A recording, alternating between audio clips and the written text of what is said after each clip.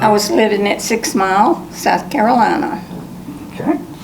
And could you tell us why you chose to join the military? I've always, I don't know, the service life was always really important to me. I had an uncle that was in during World War II in Patton's 3rd Armored Division, and he was a tank commander, and he wrote me letters. We took the Life magazine back then, which I'm sure young people don't know about it now. But back then, had all war pictures, and I was just consumed with, I had to do something. I had to do something. So I was always wanting to join the service. So that's what I did. I really picked the Navy. I had a brother that was in the Navy, and I wasn't old enough, my recruiter said. So I chose the Air Force. I was living in Delaware, Newark, Delaware, and I enlisted on the Marine Corps' 185th birthday, November 10th, 1960. And what made you decide to join the military? I thought about it, and I just didn't have the funds to go to college, and my brother was going to join the Marine Corps, so he and I joined actually together. And he couldn't go right away because he had some medical issues that he had to take care of, but I went down in January of '61, and so I joined because he wanted to join, and also we had some family members that were Marines, and I just felt like I was hoping to see the world. I was living in the little town of Central South Carolina. And why did you decide to join? Well, it had always been a dream of mine to do that, and I have a sister who's a couple of years younger than me, and we had talked about going in on the buddy system. So I was kind of waiting around till she got through high school. Well, she had a change of plans, so I had gotten into a career, so I kind of was working, and it still kept nagging at me. So one day I just pulled in the recruiter's parking lot and went in, and the rest is history. Why did you decide Army? Well, initially it wasn't. It was the U.S. Air Force. But because I had waited as long as I did to go into the military, they kind of told me I was a little bit too old. Oh, and how old were you at the time? I was 28. Oh, okay. And so they said, I'm sorry. And so I just went the other route and said, well, my family's Army, and I'm going that way too. My name is Jane Dyer. I was born on November the 11th, 1957, Veterans Day. Oh, where were you living at the time that you joined the Air Force? Well, I was living at home in Easley, between Easley and Greenville, and my first Air Force assignment was I was chosen to go to the Air Force Academy in Colorado Springs. I was in the first class of women, 157 women from across America. Of course, I did not think they would take a girl from Easley, South Carolina, but they did. So later on, I went from the Air Force Academy, came home, went to Clemson, and graduated from Clemson in 1981. And why did you join the Air Force? Well, the real reason is I have 7 brothers and sisters.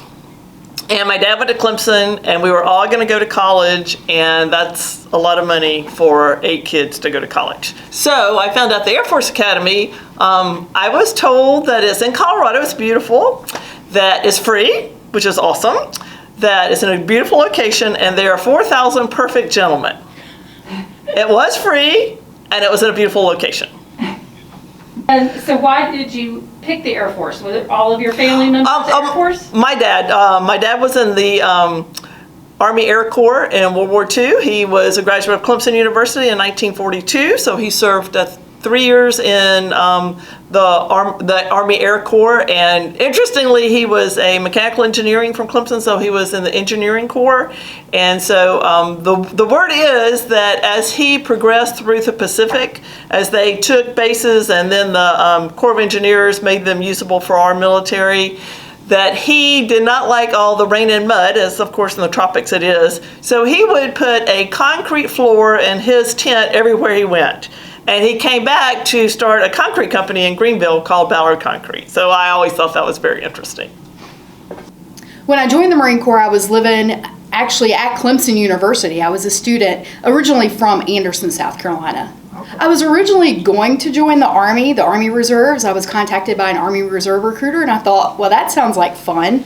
But then it just wasn't working out, and I got a piece of mail, a postcard in the mail asking me from the Marine Corps to Mr. Sean Haney if I wanted to join the Marine Corps. So I checked, yes, I want more information.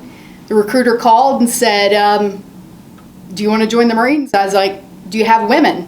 He's like, yes. I said, okay, let's go.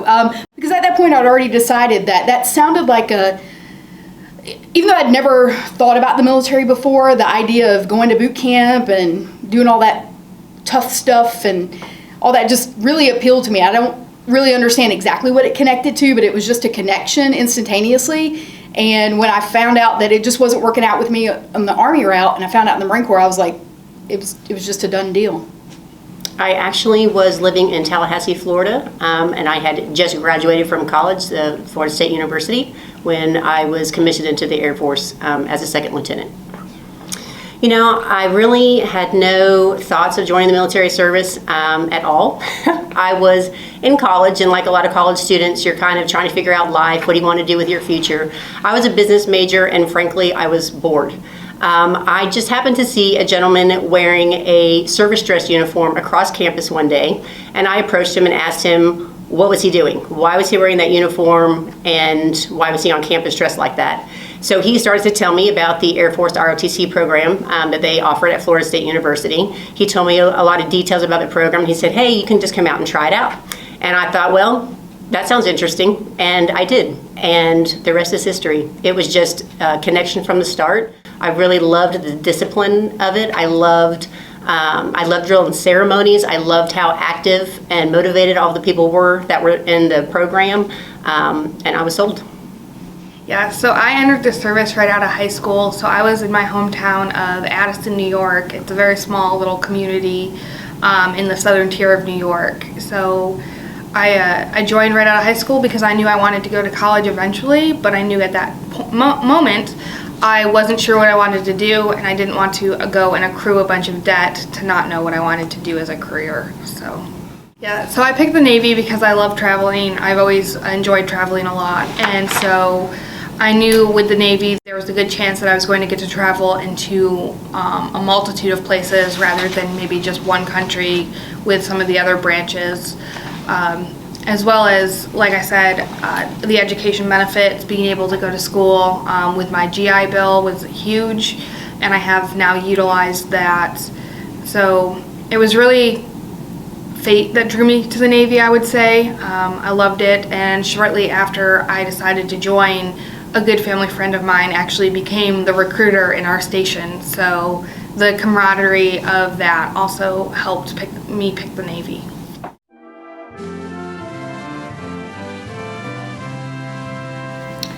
My first day, they sent me to Greenville, to the courthouse to enlist, and I was sworn in and put on a train to go to Lackland Air Force Base, just me. And so we arrived at Lackland at night. The sergeant said, fall in, and that's when I was in the Air Force. You will never forget the day you step aboard Parris Island, South Carolina. You'll never forget those moments. You'll never forget the smells, the sights, the sounds. It was just, life-changing. It was hard. To arrive in Parris Island for a boot camp in the summer is an interesting time, sand fleas and everything else. But yeah, there are so many memories. While it was in 1992, I remember almost everything like it was yesterday. I went straight to training. So right after I was in the Air Force within a week of graduating from college. So 1 week later, I was off to training in Mississippi. and specific training for my career field. And I just remember being excited. I was just really excited about the opportunity. I was excited about what the future held for me. I was excited to meet other people who were doing the same thing I was. Oh my gosh, yes, that was a whirlwind. I got to boot camp early in the morning. They got us off the bus, let us call our family, which was really nice. Just say, hey, we're here, we're safe, we made it. And then it was a lot of days of waiting around. They gave us our, what they call blueberries, our Navy sweats, and we just wore those for a couple days as I waited for the rest of my division to show up. I was one of the first ones in boot camp, so for the first week for me, it was pretty much waiting around for the next meal. Everything was clocked by, okay, breakfast is in an hour, okay, lunch is in an hour, and just waiting that way. It was a way to make the day speed up and feel like there was a goal.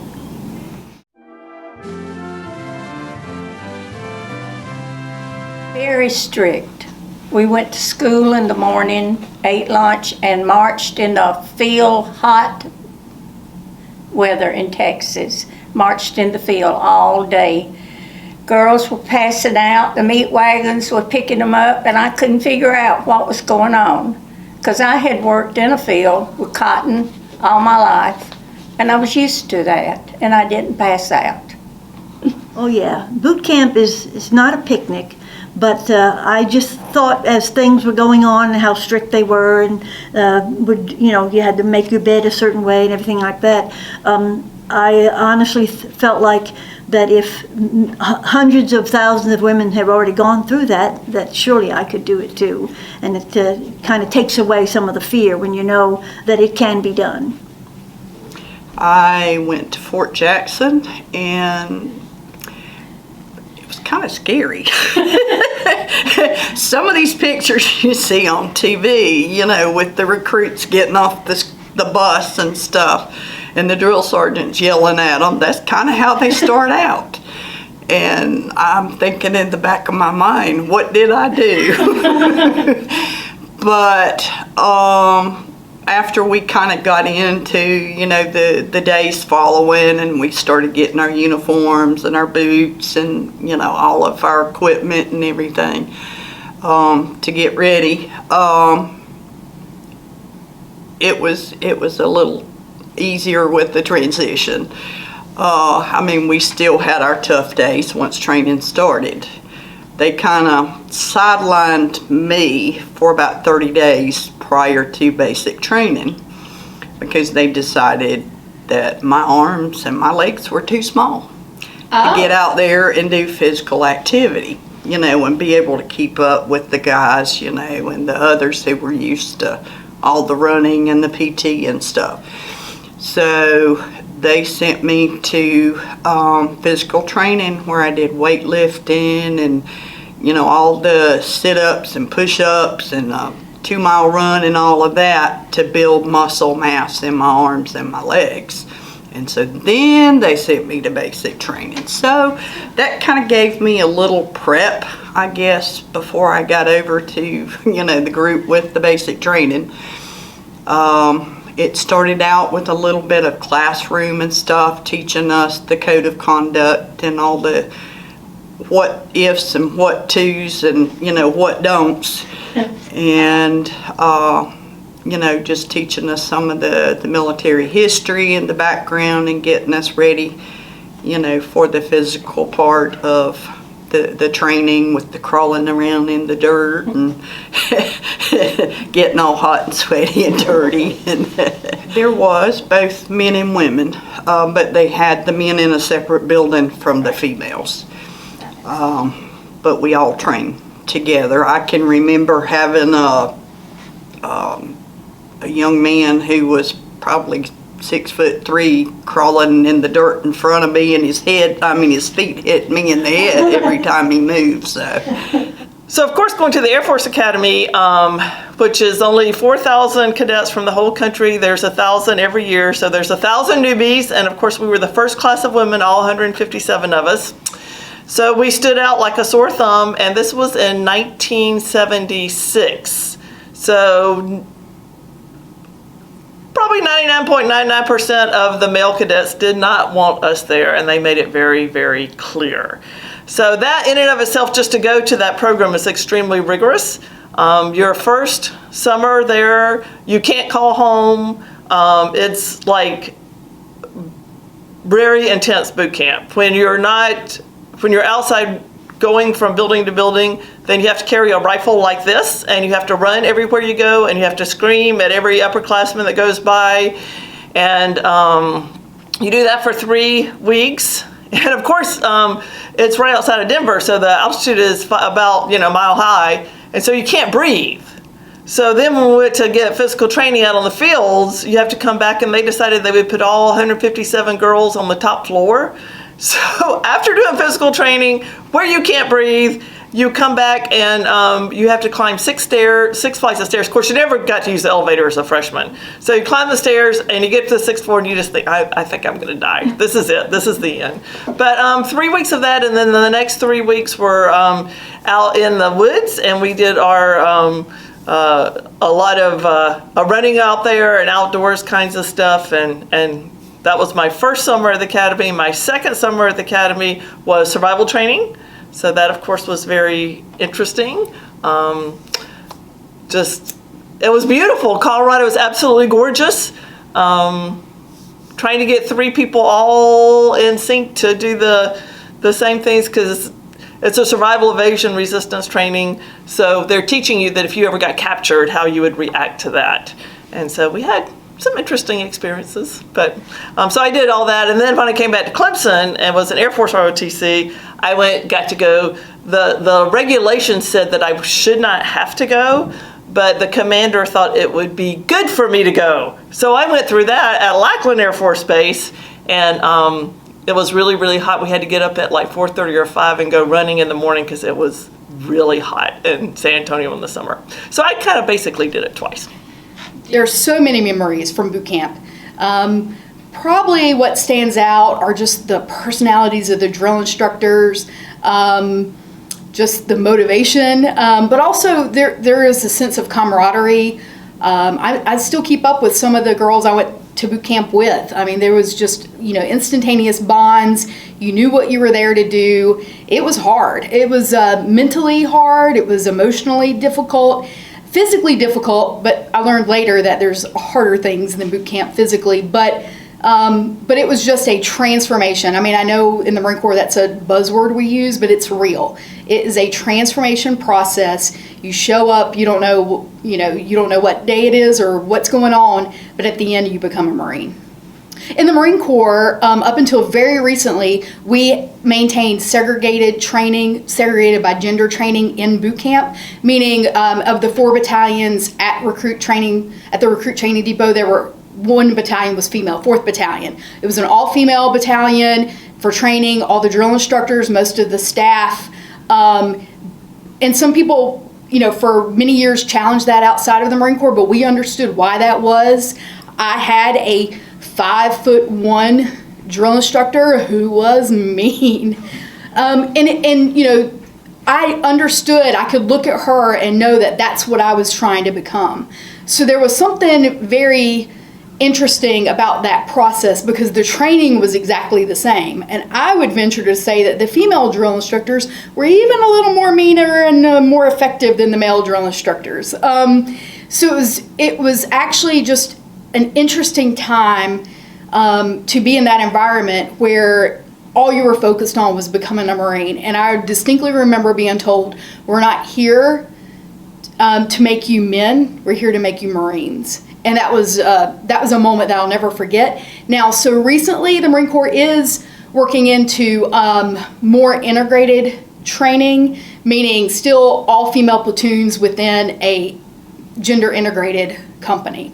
So there's a little bit more on that, but at my time and on the enlisted side in boot camp, it was segregated by gender. It was very eye-opening.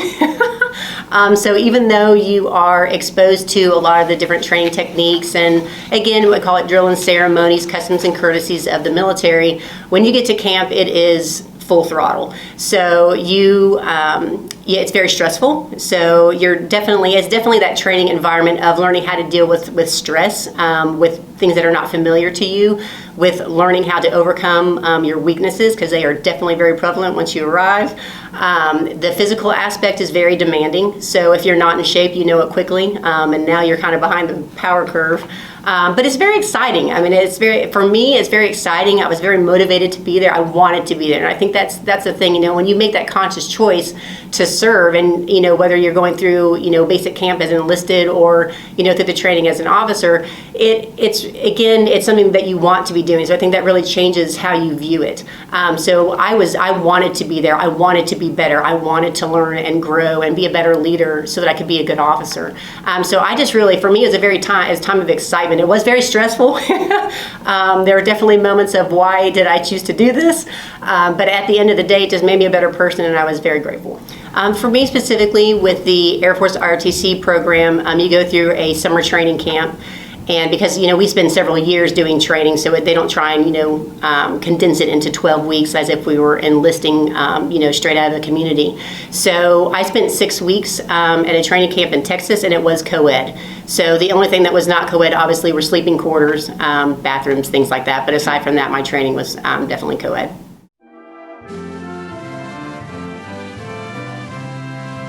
They were very nice. Yes. Okay. Captain West, Captain Carmichael. She came in with her white gloves on. We didn't know when. So it was very exciting. And everything had to be folded just right, hung just right. Very strict.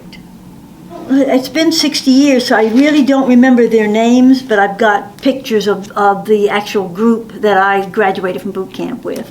And so I remember their faces, and then a couple of the girls I actually saw at when I was actually sent to a base, I met them. I don't really remember their names, but I do remember, being yelled at and different things, but that was kind of to build, break you down, to build you back up and give you the mentality, that they were preparing you for. I'll never forget, because when I left Easley, I'm from Easley. I grew up between Easley and Greenville, had a very southern accent. I'm with people from all over the country. In fact, my roommate told me, we'd been roommate like 2 weeks, and you couldn't go out of your room. You could only talk to your roommate. It was very, very strict. But she told me after like 2 weeks that when I started speaking English that she would try to converse with me. So the guys, of course, thought it was very entertaining that I had such a southern accent. Now, I grew up out of the country, my brothers and sisters and I, we played outside. We were, we went barefooted. We could run on gravel in the summer. I mean, we were country kids. And one upperclassman comes up to me and he goes, "Miss Ballard." I said, "Yes, sir," because they say it like it's a dirty word. And he goes, "Did you go to finishing school in the South?" I went, "Oh my gosh, no, I did not go to finishing school." Yes, I am here at the Air Force Academy. So, the highlights of my pilot training is that I went to Clemson University, and there just so happened to be a wonderful gentleman and his wife. I about said colonel, but he was a general later on, General Hap Carr, who was a graduate of Clemson, and he and his wife found me. They found me, and they, because I was, like I said, I was one of the first people from Clemson to go there a long, long, long time, if ever. So they found me, and he was the maintenance commander, and they had me over for dinner, and then he also was a pilot in the Air Force. So when I got my wings, which is a really big deal, he pinned them on, and so I appreciate General Hap Carr of Clemson Corps, who currently still lives in Clemson, for helping support me through that year and launching me off to be a pilot of many years to come. So there's a mixture of, the way it works for us, there's a mixture of officers that are commissioned officers in the Air Force, and then also cadet cadre. So we were trained by a mixture of people who were cadets in college like us, as well as people who were already officers in the Air Force. So I would say we had the most of our interaction was with the cadet cadre. They were essentially put in charge of us to train and lead. But of course we had interactions with the officers as well, because that's what our goal was. That's who we wanted to be. So it was good to see them in action as well. And on that note, what I will say is on a personal note, I met my husband while I was at Air Force training camp. He was actually one of the cadet cadre there. That's where we met, and here we are 25 years later. Yes, I don't specifically remember their names, but I do remember them as people and their personalities very well. My chief was fantastic. He was the highest ranking, we call them RDCs in the Navy, or recruit division commanders, and he was fantastic. He was a air traffic controller in the Navy, and he was on his way out. He was about to retire, so he was really lax and very honest with us, and it was really nice to have that viewpoint of what it would be like being out in the big Navy and on ships. He took time to tell us stories and show us videos of places he had been, so it was wonderful.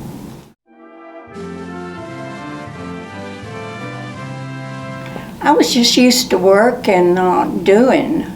I loved it. I did fine. I never got sick or anything. It was a trying time, and I loved what they have us doing all the time. Why, you had to stay on your toes, one of the things they allowed us to do is have a little bit of free time. So I would go and get my brother out of his place, and we'd go and have a hamburger or something like that. And then I also had joined the choir that was down at Paris Island, the Protestant Church Choir, chancel choir, and that was fun. The only thing I didn't enjoy is we had to put those gas masks on at one time and walk through this facility, and then we had to take the mask off while we were in that facility. That was not a happy time. With a lot of support from my family, and one of the major things, especially running out, PT bright and early at dark 30 in the mornings. That was one thing that I had, trouble with was the run, and keeping up with, the long-legged guys and stuff. But my sister had sent me in a card one day, and she said something that helped her get through and persevere. Was a Bible verse, and that was Isaiah 40:31. And it is, "But they that wait upon the Lord shall renew their strength. They shall mount up with wings as eagles. They shall run and not be weary, and they shall walk and not faint." So I remembered, I'm going to run. I'm not going to fall down. I'm going to get to it. The motivation in boot camp was you wanted to graduate. You wanted to wear that uniform. You wanted to earn the title Marine. That's all the motivation you needed. One person told me before I got there, the fastest way out of Paris Island is to graduate. So you just worked your tail off and stayed focused. I mean, we had 50% attrition in my platoon, so it wasn't easy, but you just remained focused. There were moments when you would get to try on the uniforms, and that would help that would give you that motivation. Letters from home. There were moments where you just had to dig deep and find the motivation, and I think that was, you just had to hold on to what your end goal was, and that was to become a Marine. For me, something that really helped me get through boot camp was letters from my family. Just hearing the normal everyday stuff that was going on back home and being able to still keep that connection a little bit definitely kept me going. And I had a picture of my family that we had essentially laminated with clear plastic tape. And I would carry that around with me in my uniform just as a reminder of kind of what I was doing and why I was doing it when the days got tough.